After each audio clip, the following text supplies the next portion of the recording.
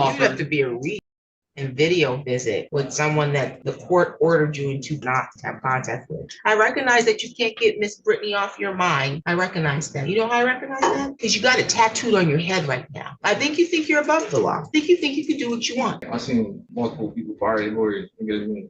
Okay, well, you can't. Mister, I got Brittany tattooed on my mind. Excuse me? Pardon, I can't hear you. Because I guarantee you, I will run it up in here. I will charge each one of them individually. I got something to say. I don't want to hear it. Bye. This man is staring down 7 life sentences, has a no contact order in place with his victim, and during his time sitting in jail, he made 240 phone calls and sent 66 pages of messages to the woman he was ordered to stay away from. Judge Simmons found out about all of it, and what happens in this courtroom is honestly one of the most intense moments I have seen from a judge on camera. This one is definitely a must watch. Let's get into it. In preparing for today's examination, I discovered that the defendant had called the victim between that original hearing and today. Hold on, it changed because he called her 7 more times last night. 240 calls, 66 pages of messages, and more video visits than I had the time or will to count yesterday. I forwarded these over to Mr. Kaplan and I said, this is what I have, because just based on the e-messages, it's lots of manipulation. I love you so much. When I get out, I'm going to be able to take care of us and our baby. And I'm facing 7 life sentences, and this is so terrible. Things like that, that traditionally influence a victim to not testify and to remain on his side. And that was just from the e-messages, because those are far easier to scan through than calls and video visits. I also offered. This is crazy. Yep. I also offered. You have to be a reader to be in jail and video visit with someone that the court ordered you in 2 files not to have contact with. And Mr. Willie Green, no Lee, is not a reader. Are you?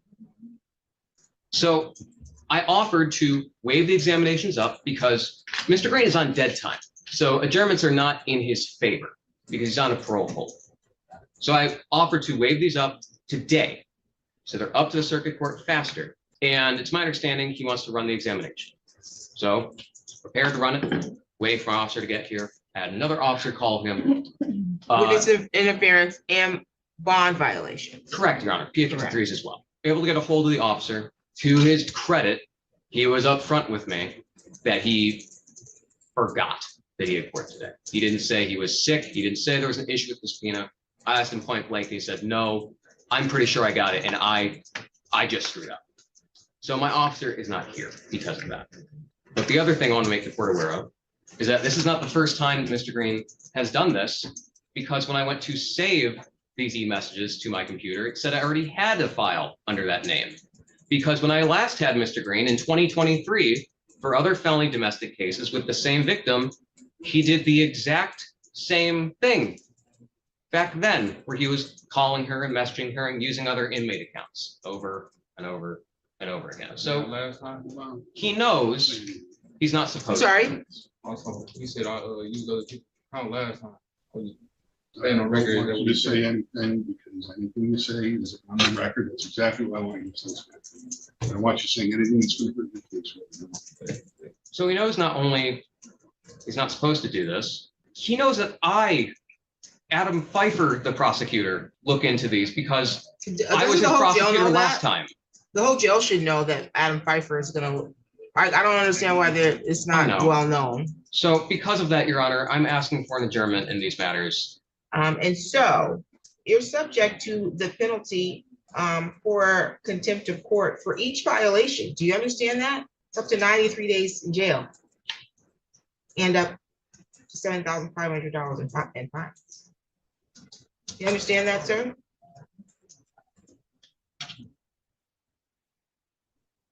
Are you trying to gather understanding, or are you just maintaining? No, actually, you understand that the contempt of court procedure. So I'm going to assume you're entering a plea of not guilty as to these violations. So the court will have these set out. We're talking about domestic violence third in both files. We're talking about assault with deadly weapons, assault with intention to do great bodily harm, less than murder or by strangulation, and then interfering with the alleged victim's ability to make a crime report, to which your client is being charged with an habitual offender fourth offense notice. So this is a pattern of behavior that's being reflected here. The victim alleged in this matter, Ms. Brittany Poprowski, this is not the first time she's been a victim. She was also the victim in, I'm assuming, the conviction from 2023, or maybe another case that was charged in 2023. And then there's allegations of video calls and other communication while you're in the custody of the jail after being arraigned on this matter, engaging in activity or communication that would manipulate and or cause her not to want to be a willing participant in the prosecution of this case. You have something you want to share? Saying I love her. Your Honor, You always just said you loved her. No, saying you love her doesn't. It's not manipulation. Saying you love her, though, is an admission that you had a communication with her that you weren't supposed to have. Your Honor, I just want to say if my client chooses to speak, he's doing it against my rights. You've advised him multiple times on this record, but he is like he's willing to admit to the violations. This guy's literally facing 7 life sentences and just talked himself into more trouble while his own lawyer was telling him to literally stop. That is not confidence. That is genuinely somebody who does not understand the situation they are in. I mean, the lawyer is sitting right next to him, basically begging him to be quiet, and he just kept going anyways. I mean, at some point, you have to wonder what the lawyer is even there for. And like, what really kills me is he tried to argue that saying I love you isn't manipulation too. Like, this guy literally has his victim's name tattooed on his head, and he's making 240 calls from jail. I mean, nobody is buying that. I feel like some people just genuinely believe that if they keep talking, they can talk their way out of anything. And this defendant is a perfect example of how badly that can go. Drop a comment and let me know what you guys would do if you were the lawyer in this situation. I recognize that you can't get Miss Brittany off your mind. I recognize that. You know how I recognize that? Because you got it tattooed on your head right now. But there's a court order. Do you know what a court order means? Or are you above the law? I think you think you're above the law. You think you can do what you want. Someone tells you you can't have contact, and you think that because I tell her I love her, that doesn't count. And to the contrary, I think the allegations are that you did more than just tell her that you love her. But you don't get to communicate with a person that the court told you can't communicate with because you have already allegedly assaulted her with intent to do great bodily harm, less than murder or by strangulation. In 2 separate files, you have a domestic violence third, and another time where you allegedly assaulted her with a deadly weapon. You don't get to communicate with her to tell her you love her. You don't get to do that. Okay? Unfortunately, English is my only language. I don't know any other languages I can communicate this to you in. But there's no contact between you and Miss Brittany. And to ensure that, I'm going to suspend all of your communication privileges while you're in the custody of the jail. You will only be able to communicate with Mr. Kaplan. You can fire whoever you want and hire an attorney yourself or represent yourself. That's your right. You don't get to get a different public defender. Did you recognize that? Everybody else, I don't. I don't know what you're talking about. You don't get to select which public defender you're going to get. Mr. Kaplan is already conflict counsel, correct? No, Oh, were you? there is no conflict. Counsel. Oh, you hired him. No, I'm public defender. Oh, I didn't know you were at the public defender's office. Okay, very good. So you don't get to select which public defender you get. No, that's not how it works. You don't get to decide that I don't want this one, I get another one. That's not how this works. And Mr. Kaplan was assigned to represent you in this matter. If you don't like his representation. He's not representing. He just showed up at court. I don't got no police report. I don't even know what I'm in here for. I don't even know what I'm eligible. You don't know what you're in here for. You've been arraigned. I don't know none of nothing. I have no police report, nothing. I don't even know what's going on. You're requesting to meet with him to go over the discovery. You can fire him, but then you have to hire your own attorney. That's not how the public defender's office works. You don't get to just swap out and you get another public defender. I've seen multiple people fire their lawyers. Okay, well, you can't. Any other questions about that? I will make sure he gets discovery in jail. It may take some time, but We'll have a- Well, it sounds like there's additional discovery coming in.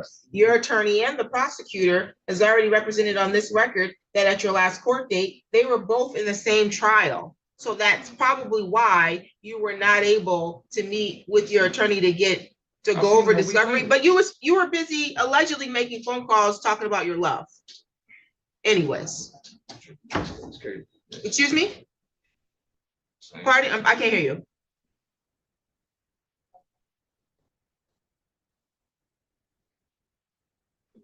That's good. There's nobody in here. There's no police, no victims. Y'all keep like postponing my court dates. Who's y'all? Y'all keep postponing. I ain't y'all. That's number one. My name is Judge Simmons to you, or you can call me Your Honor. The other thing is the only reason why this case was postponed previously is because the attorneys were in trial. That's only a week or 60 days. Says who? I know So you decided to how long someone else's trial was gonna go, and you decided how long I had on my docket or when I was gonna be available. You decided that. Why don't you work on deciding how you're gonna control your own actions first? Mr. I got Brittany tattooed on my mind. Okay, decide that you're going to be in compliance with court orders so that you don't get a contempt of court, because I guarantee you, I will run it up in here. I will charge each one of them individually, and you will get 93 days on each and every phone call. Do you understand that? Your phone privileges are suspended pending a hearing on the violations. Discovery will be turned over to your attorney. Your attorney will meet with you. Thank you, Your Honor. Any additional matters for the record? Not from the defense, Your Honor. None from the people. I got something to say. I don't want to hear it. Bye. Judge, you want to smart about it? We're running somebody or LaPera. What did you say? That what is crazy? Excuse me? No, what did you say? That what is, yes, you did. You said that what is crazy? What did you say? What did you say though? That what is crazy? You have added it to that. You don't run this. I'll take you down what you tell me to take you down. Let's go. I'm not Brittany. Judge Simmons suspended all of his phone privileges, hit him with the contempt violations, and warned him she will charge every single phone call individually at 93 days each. This guy came in facing 7 life sentences and somehow managed to make his situation significantly worse in one hearing. And on the way out of court, he muttered something under his breath, and Judge Simmons stopped everything and said, "I'm not Brittany." I mean, I feel like that might be one of the single best lines I've ever heard from a judge. But yeah, guys, drop a comment and let me know if you think he actually listens this time or finds another way to contact his victim before the next hearing. And if you guys enjoyed this one, make sure to like and subscribe. I'll see you in the next one.